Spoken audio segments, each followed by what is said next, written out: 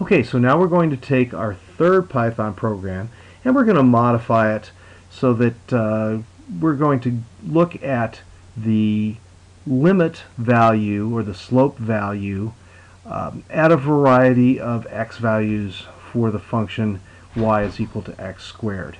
So let's modify this. First, let's just take this print line out and we'll back up. And what we're going to do is we're going to return the slope value, the s value here. Okay, so we're going to return, help if I could type, return the s value back from this function. We're just going to get rid of that.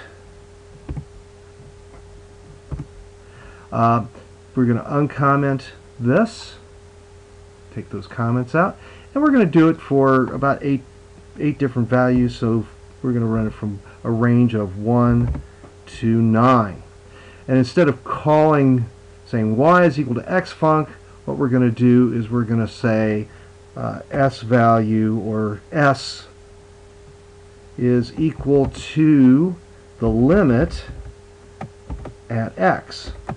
Okay, s is equal to the limit at x, and then instead of saying that that's y, we're going to say that that is the slope at that limit, and we'll say that it is s, the value of s. So what we've done here is we've modified our limit, and notice that because this is not indented underneath the for loop, that will return when the for loop is done with its computations.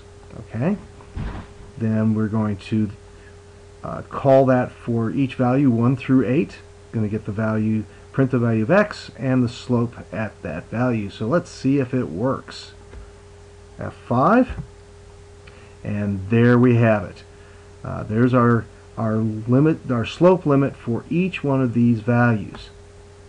Now what we're going to want to do is we're going to want to take each one of these values and plug it into an Excel spreadsheet and create a curve that fits these. Now I can, just by looking at this, I can look and say, wait a second, the function that fits this is 2x.